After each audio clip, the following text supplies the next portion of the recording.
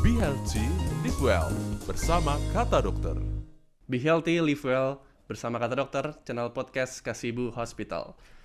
Bersama saya kali ini kita bakal ngobrol bareng dokter spesialis mata, Dokter Anak Agung Ayu Diah Citra Dewi, spesialis mata, atau biasa dipanggil dengan Dokter Gung Dewi. Apa kabar, Dok? Halo, kabar baik. Hello, I'm good. Kabar baik. Hari ini kita bakal ngebahas mengenai kesehatan mata di era daring dan gadget saat ini. Kemarin saya sempat lihat sosial media nih. Itu Kementerian Kesehatan Republik Indonesia. Dia mengeluarkan 5 tips dari menjaga kesehatan mata di era daring kali ini. Pengen tahu nih, Dok, ciri-ciri atau tanda-tanda ketika mata kita lelah karena penggunaan gadget ini seperti apa, Dok? Ciri-ciri dari penggunaan kelelahan akibat penggunaan gadget itu sebenarnya bisa dirasakan sendiri ya. The characteristic of fatigue due to the use of gadgets can actually be felt by yourself. Jadi biasanya kalau matanya cenderung lebih perih, kemudian ada rasa mengganjal, kemudian ada rasa nggak nyaman juga seperti ada benda asing padahal nggak ada apa-apa nih. So the eyes tend to sting more. Then there is a feeling of lump. There is also discomfort, like a foreign object when there is nothing. Gitu. Jadi itu memang tanda-tandanya kita mengalami kelelahan pada mata. Nah, So that is indeed a sign that we are experiencing eye fatigue. selain itu, apa sih yang biasanya bikin kita nggak nyaman kalau dalam aktivitas yang sehari-hari itu biasanya kadang sakit kepala. In addition, what usually makes us uncomfortable in our daily activities? Usually a headache. Oh, sampai ngaruh ke sakit kepala Iya, berarti, Dok, ya? Jadi orang-orang cenderung datang pasti sudah dengan sakit kepala karena dia sudah dalam kondisi itu dalam waktu yang lama. So people tend to come in with headaches because he or she has been in that condition for a long time. Cuman di pandemi seperti ini dia makin kerasa, apalagi kalau kita sekarang It's just that in this pandemic, he is getting more and more, aktivitas di depan gadget sangat lama.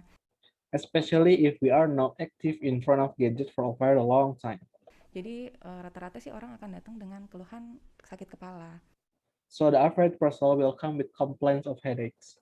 Oke, berarti kira-kira anjuran untuk menggunakan gadget ini paling enak itu di range waktunya bagaimana, Dok? Kalau misalnya biasanya Riza paling lama screen time-nya berapa lama sih?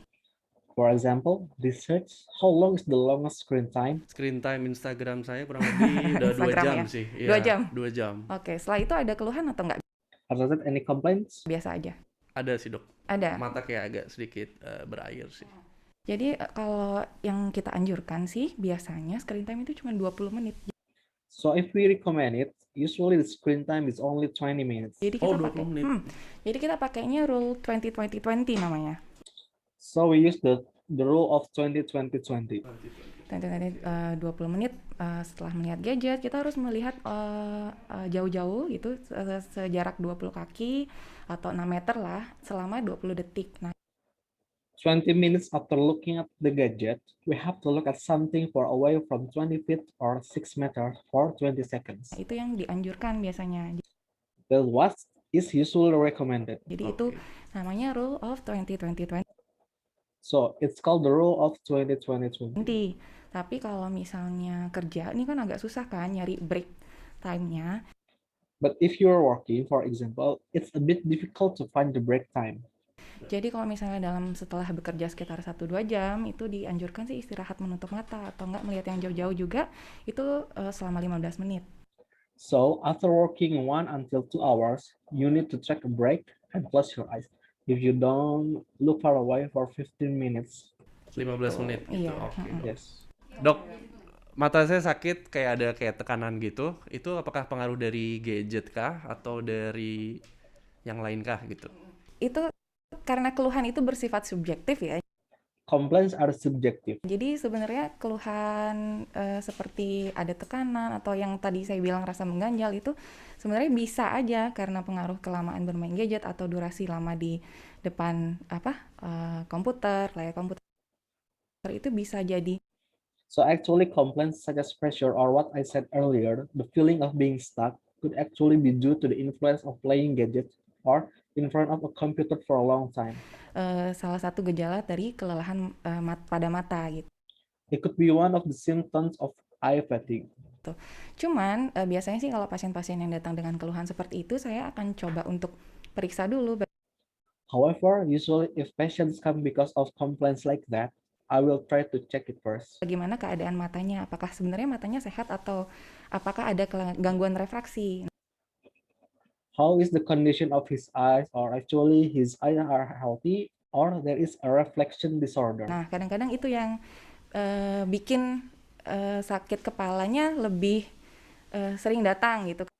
Sometimes that's what makes the headache often come. Karena sebenarnya mereka pasien-pasien ini juga ada gangguan refraksi Because actually these patients also have an uncorrected reflection disorder. yang tidak terkoreksi. Nah, jadi itulah pentingnya kita memeriksakan kesehatan mata, So that's why we need to check eye health. apalagi di area sosial di area pandemi ini, itu supaya kita tahu apakah pasien-pasien ini ada gangguan refraksi atau enggak, sehingga kita bisa koreksi Especially in this pandemic area, it is so that we know whether this patient have reflection disorder. dengan penggunaan kacamata gitu. So we can correct it by using glasses. Oke, itu kalau tadi refraksi ya? Iya, refraksi, gangguan refraksi. Refleksi, refleksi itu disorder. kayak gimana tuh berarti istilahnya? Gangguan refraksi itu terjadi kalau ada keluhan mata kabur. Nah, Reflection occurs when there are complaints of blue eyes. kabur gitu. Kalau kabur, jadi kita bisa periksa. Di situ ada If the eye is blurry, we can check. alat-alatnya lebih lengkap. There are more complete tools. Jadi kita bisa tahu apakah pasien itu kalau biasanya mungkin minus, dok saya mata udah canggih-canggih pasien sekarang datang udah dok mata saya minus gitu kan. So we can know whether the patient is visually minus. The patients are already sophisticated when they come. Doc, my eyes are minus, they say. Oh, udah, ya. Oh iya gitu kan. Ya, ya. Jadi kita harus periksa, itu ada alatnya sendiri gitu So we have to check, and it has its own tools. di situ. Mm-mm. Oke. Selanjutnya adalah pertolongan pertama yang dilakukan apabila ada gangguan mata seperti mata lelah, iritasi, merah, atau mungkin dia bilang minus gitu. Itu kira-kira apakah hanya memakai obat tetes mata kah atau ada pertolongan yang lain gitu? Jadi kalau misalnya kalau kita bahas tentang mata lelah itu kita harus cari tahu dulu penyebabnya apa. So for example, if we talk about tired eyes, we must first find out what causes it. Kalau memang karena durasi screen time-nya yang terlalu lama, jadi kita harus juga mengurangi screen time-nya. If indeed the duration of the screen time is too long, so we also have to reduce the screen time. Gitu. Jadi seperti yang saya bilang tadi, screen time-nya dengan rule of 20-20-20 itu. So as I said earlier, the screen time is with the rule of 20-20-20. Kemudian setelah itu kalau dirasa keluhannya tidak membaik setelah 20-20 yang rule of 20-20 tadi itu, baru kita lakukan pemeriksaan. Then after that, if it feels like that complaint is not getting better after the rules of 20-20-20, then we will do an inspection. Gitu. Karena dia sudah tidak dengan cara rule of 2020 itu tidak maksimal gitu lah. Because he is not optimal by using the rule of 20-20-20. Jadi bisa dilakukan dengan cara memberikan artificial tears. Jadi So it can be done by giving artificial tears. itu untuk membantu melembabkan mata aja. So it helps to moisturize the eyes only. Gitu. Riza tahu nggak kenapa mata itu cenderung lebih lelah saat kita menatap layar komputer? Riza, do you know why do those eyes tend to be more tired when we stare at the computer screen? Nggak tahu. Nggak Dok. tahu. Bukan dokter sih. Ya, karena ternyata dari beberapa penelitian itu saat kita fokus terhadap sesuatu itu mengurangi frekuensi berkedip kita. Because it turns out from some studies that when we focus on something, it reduces our blinking frequency. Oh, oke. Jadi saat kita normalnya itu kita berkedip itu 15 kali sampai 16 kali per menit. Normally we blink 15 until 16 times per minute. Gitu. Cuma saat kita fokus terhadap sesuatu seperti laptop atau handphone, itu akan mengurangi frekuensi berkedip kita kurang dari setengahnya gitu. It's just that when we focus on something like a laptop or cell phone, it will reduce our blinking frequency by less than half. Jadi itu juga fungsi berkedip lagi nih, berarti yang kita bahas. Fungsi berkedip itu So that's also the flashing function again that we cover. untuk bantu melembabkan mata. The blinking function is to moisturize the eyes. Jadi memang screen time itu memang harus dikurangi kalau memang ada keluhan seperti itu.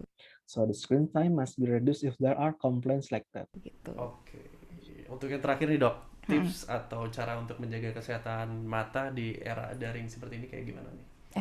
Kalau untuk tipsnya seperti yang tadi, kalau memang sudah ada gejala seperti lelah perih, berair, kemudian rasa tidak nyaman, itu harus istirahat dulu.